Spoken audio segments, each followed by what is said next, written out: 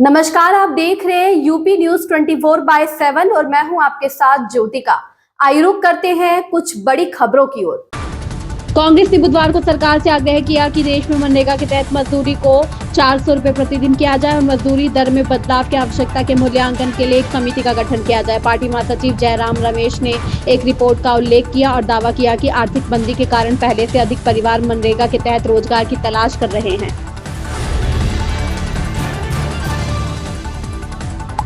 भारतीय सशस्त्र बलों के सम्मान में बुधवार को दिल्ली में खालसा तिरंगा यात्रा में कई सिख युवकों ने भाग लिया। दिल्ली की मुख्यमंत्री रेखा गुप्ता ने तालकटोरा स्टेडियम में इस यात्रा को हरी झंडी दिखाकर रवाना किया। कर्तव्य पथ पर संपन्न हुई इस यात्रा के दौरान सिख युवा बाइक पर तिरंगा लेकर देशभक्ति के नारे लगाते नजर आए।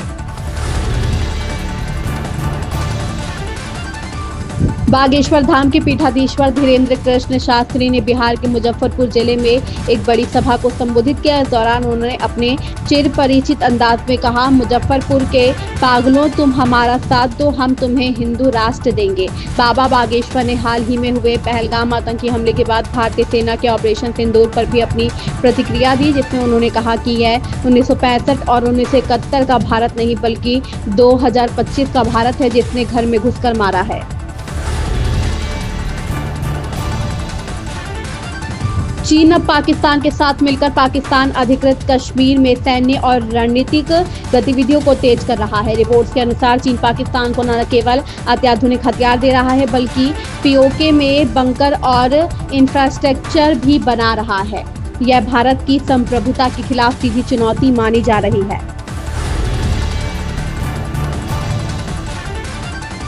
हांगकांग और सिंगापुर सहित एशिया के कई हिस्सों के बाद अब भारत के भी कई शहरों में कोविड-19 के नए केस सामने आने लगे हैं। इसके बाद देश का स्वास्थ्य महकमा अलर्ट हो गया है। कोरोना संक्रमण के उभरने पर लगातार नजर रखी जा रही है और जहां नए केस दर्ज किए गए हैं वहां संक्रमण को बढ़ने से रोकने के लिए एहतियाती कदम उठाए जा रहे हैं। फिलहाल भारत में मुंबई, चेन्नई और अहमदाबाद जैसे शहरों में कोरोना के नए मामले सामने आए हैं।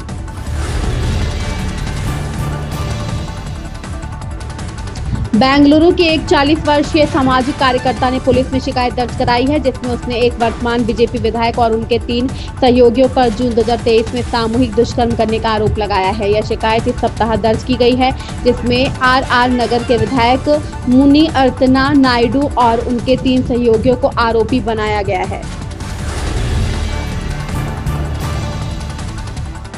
कानपुर अब अमेरिका और लंदन जैसे स्मार्ट शहरों की तर्ज पर नया डिजिटल बदलाव देखने को तैयार है। सरकार ने क्यूआर कोड के जरिए हाउस टैक्स, वाटर टैक्स और सीवर टैक्स का भुगतान घर बैठे ही आसान बनाने के लिए एक नई योजना शुरू की है। इस पहल के तहत शहर के हर घर के बाहर क्यूआर कोड लगाया जाएगा, जिससे लोग पुराने तरीके से नगर निगम जाने के बजाय अपने स्मार्टफोन से ही एक स्कैन में टैक्स भर सकेंगे। अब कानपुरिया वासियों को राहत मिलेगी क्योंकि उन्हें लंबी लाइनें और दफ्तर के चक्कर नहीं लगाने होंगे।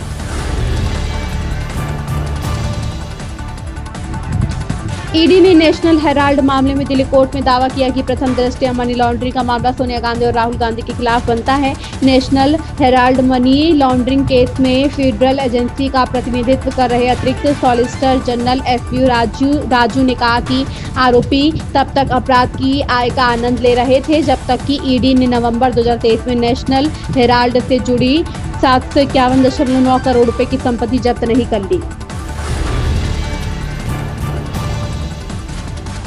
भाजपा ने वक्फ अधिनियम के खिलाफ विरोध प्रदर्शन के दौरान भड़की मुर्शिदाबाद हिंसा से निपटने के तरीकों को लेकर ममता बनर्जी के नेतृत्व वाली पश्चिम बंगाल सरकार पर तीखा हमला किया। पार्टी सांसद सुधांशु त्रिवेदी ने बुधवार को उन्होंने कहा कि तथ्य खोजी एसआईटी की रिपोर्ट से हिंदुओं के प्रति सरकार की क्रूरता का पता चला है।